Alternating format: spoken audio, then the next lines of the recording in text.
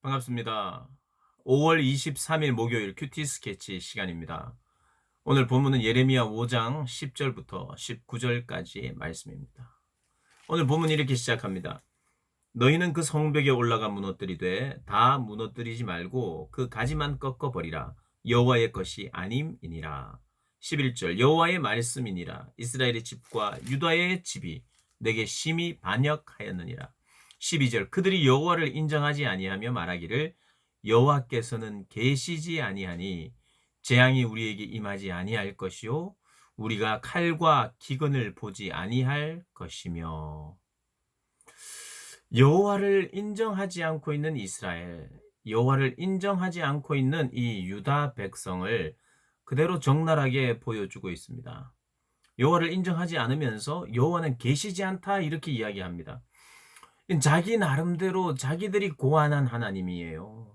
자기들이 원하는 것을 필요할 때 그분을 찾고 또 그분이 더 깊이 간섭하지를 원치 않은 자기의 필요에 의해서 고안된 하나님, 그 하나님을 그들은 섬겼어요. 그러면서 뭔가 자꾸 심판을 이야기하고 죄를 지적하니까 하나님 계시지 않다 이렇게 이야기해 버립니다.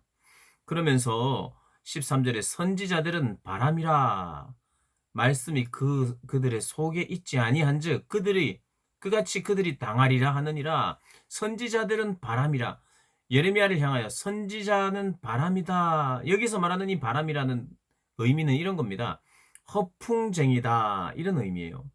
그러니까 선지자를 허풍쟁이로 치부하면서 하나님을 멸시하고 있어요. 하나님의 존재 자체를 부정하고 있습니다. 그리고 자기들이 편한 대로 우리는 선민이기 때문에 하나님이 계신다 해도 심판하지 않는다. 하나님이 계시다 믿는데 그분은 자기들을 심판하지 않는 신으로 믿고 있어요. 자기들이 만들어 놓은 신이 되는 거죠. 이게 우상입니다, 여러분. 자기들이 고안하는 거예요. 성경의 하나님이 아니에요. 우리도 마찬가지입니다. 그리스도인이 누굽니까? 성경이 말하는 예수를 믿는 사람들이 그리스도예요. 그리스도인이에요. 성경이 말하는 예수님을 믿어야 돼요. 성경이 말하는 하나님을 믿어야 됩니다. 근데 성경의 말과 선지자의 말을 허풍쟁이처럼 이야기해요. 왜요? 자기의 생각과 다르니까. 이스라엘 백성들의 죄가 그렇다는 겁니다. 이 유다 백성들의 죄가. 근데 하나님은 어떻게 하시느냐? 14절에 그러므로 만군의 하나님 여호와께서 이와 같이 말씀하시니라. 너희가 이 말을 하였은즉 어떤 말요? 선지자들은 바람이라. 허풍쟁이에 불과하다. 그들의 말이 그대로 이루어지지 않는다. 이렇게 이야기를 한 것입니다.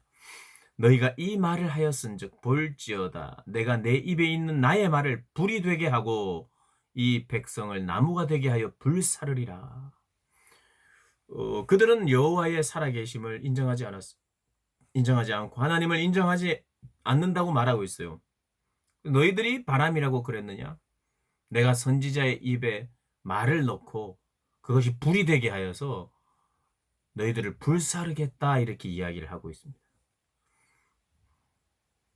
그들이 예루살렘은 건재하다. 예루살렘은 요새다. 안전한 요새다. 무너지지 않는다라고 생각한 그들에게 선지자의 말이 불이 되게, 나의 말이 불이 되게 하고 이 백성을 나무가 되게 하여 불사르리라. 그래서요, 결국에는 망해버립니다. 바벨론이 쳐들어와서 오늘 이 표현처럼 강하고 오랜 민족, 어, 그들이 그 외국인입니다. 그 나라 말을 네가 알지 못하며 그 말을 네가 깨닫지 못하느니라.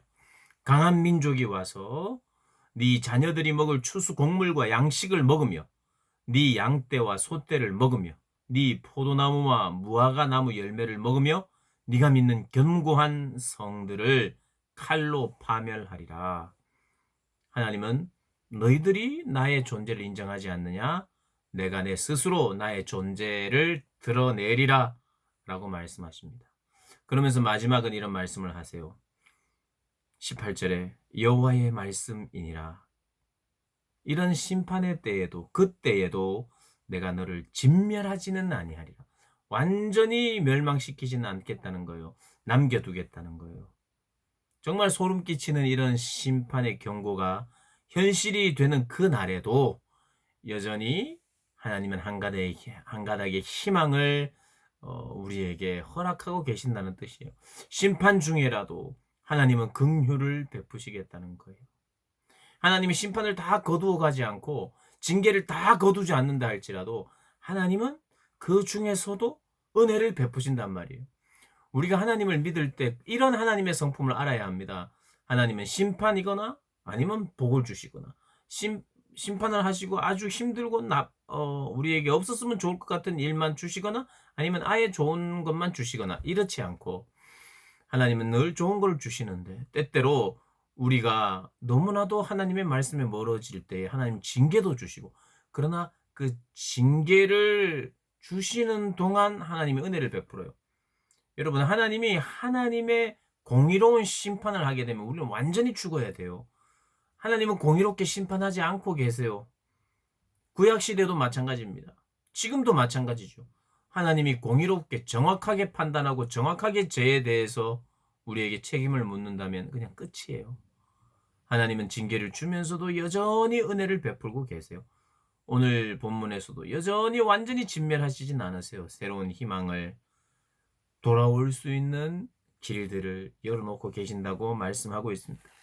오늘 우리 사랑하는 고등부 학생들 그리고 우리 선생님들이 진노 중에도 은혜를 베푸시는 긍휼을 베푸시는 그 하나님을 기억해야 합니다.